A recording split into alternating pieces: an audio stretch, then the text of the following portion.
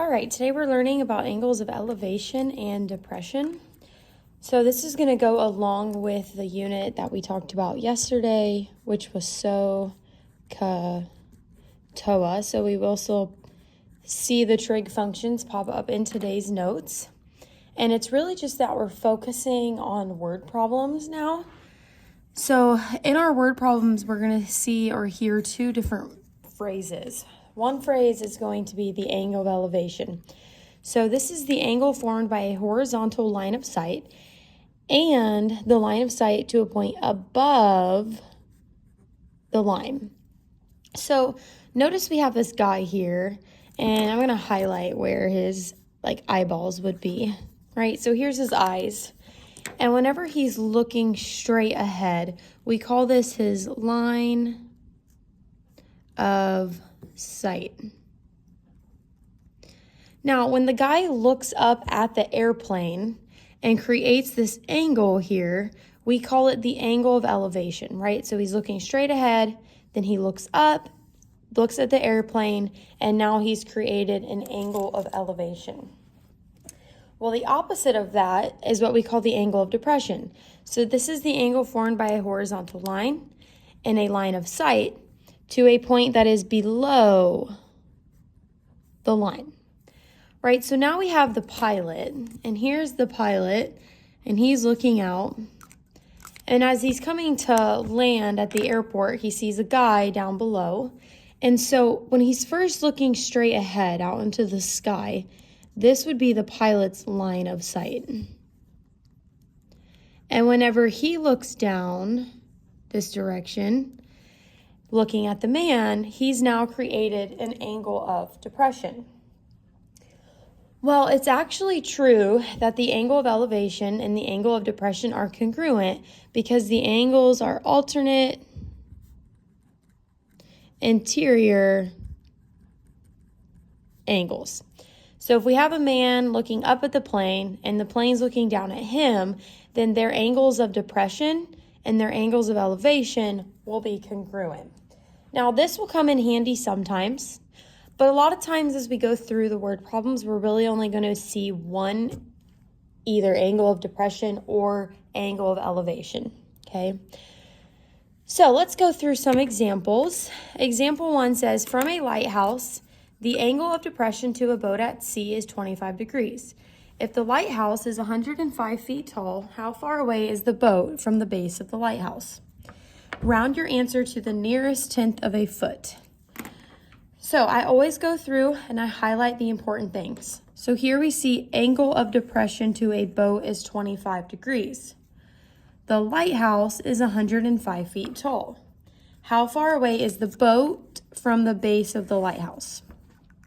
Now, we're going to draw a picture, and you do not have to get fancy, but if it helps you make more sense.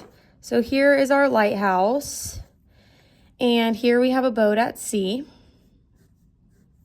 Now, when this person at the lighthouse is looking out, this is their line of sight. Here's their line of sight.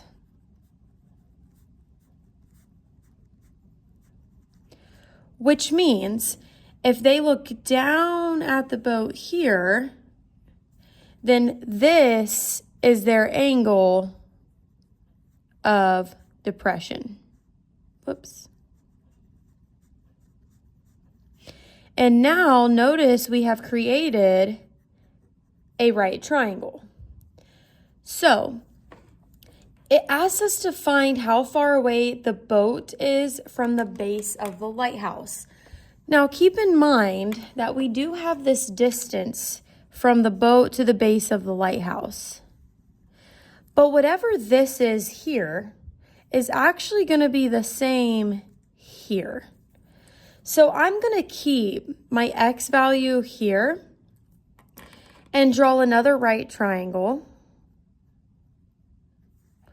But remember I said earlier that the angle of depression is actually the same as the angle of elevation.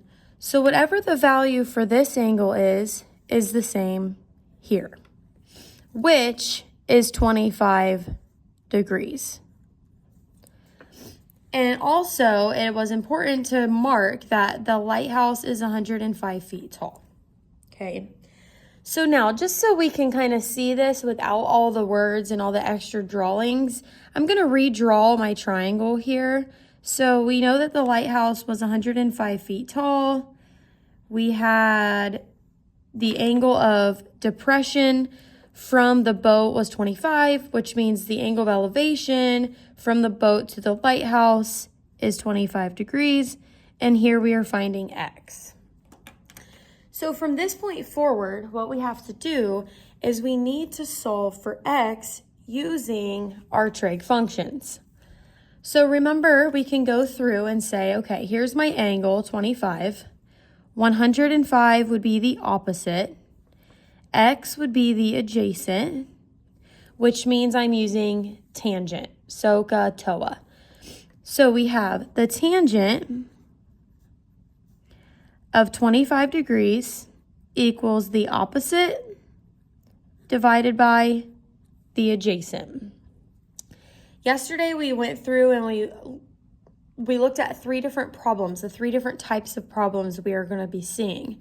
So here we have where the x value is in the denominator of the fraction. So we multiply by x first. These will cancel. Then we have x times the tangent of 25 equals 105. Then to get x isolated, we need to divide the tan of 25 on both sides. And now we are plugging this into our calculator. So I'm going to go ahead, 105 divided by the tangent of 25 degrees. And I have approximately, remember the boat from the base of the lighthouse is approximately 225.2 feet away from the lighthouse. Okay, so this one tends to be a little bit of a trickier one since that we're using both like the angle of depression and the angle of elevation. So let's go ahead and look at the second one here. It says a plane takes off and rises at a constant 42 degrees from the ground. If the plane has traveled 940 meters through the air, how many ground meters has the plane flown? Okay, so imagine you have an airplane and whenever it leaves the airport, it goes like this. Okay, so here would be the ground. We also now we have a right triangle. So this is the ground. This is where the airplane takes off.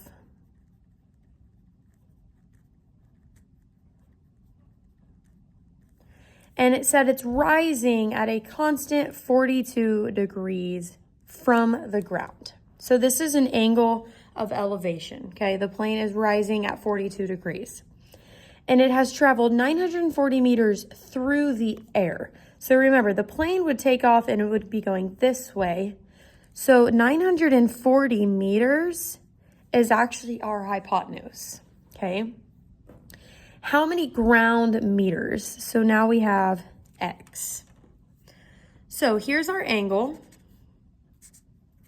42 degrees. We need to figure out, are we using sine, cosine, or tangent? So here we have SOHCAHTOA. Remember, the hypotenuse is always across from the 90-degree angle. And in this case, x would be our adjacent.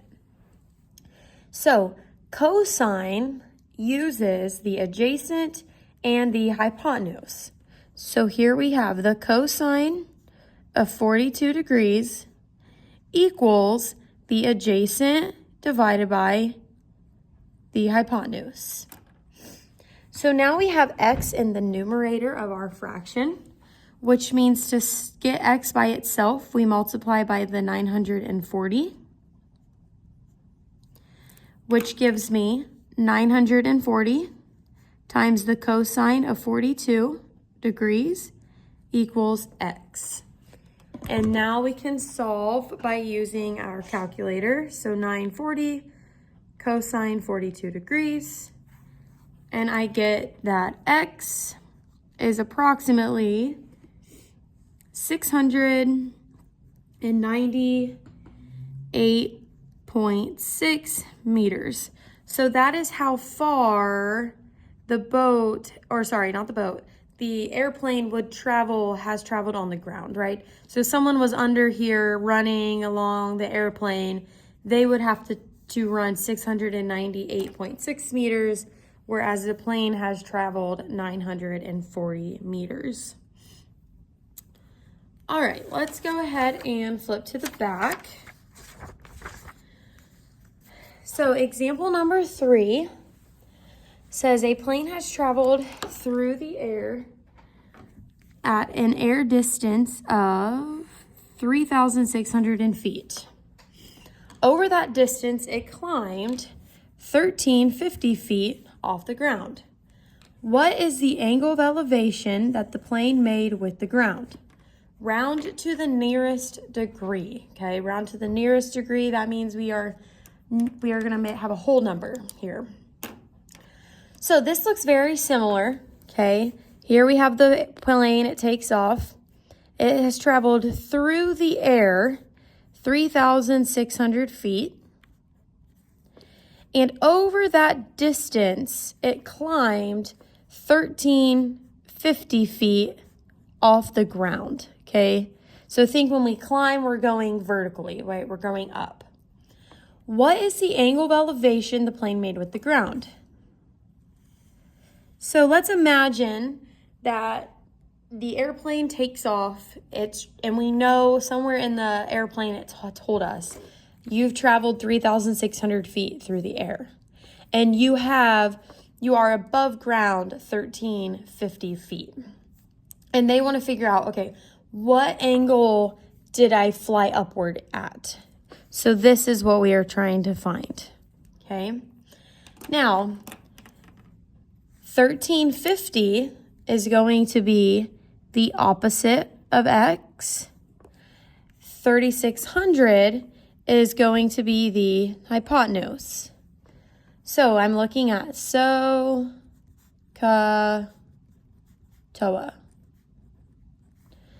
And I'm looking O and H, which tells me I use the sine. So we have the sine of X, okay, remember we don't know the angle, equals the opposite, 1,350, divided by the hypotenuse.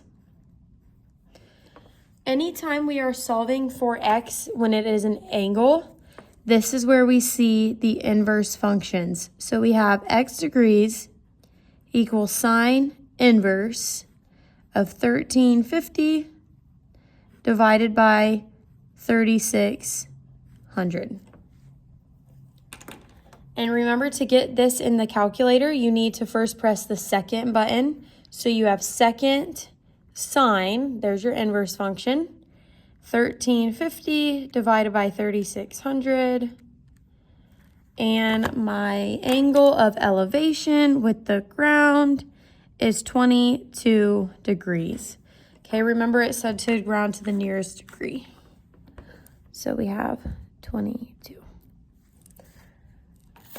All right, we are going to do one more problem. So you sight a rock climber on a cliff at a 32-degree angle of elevation. You are 1,000 feet from the base of the cliff.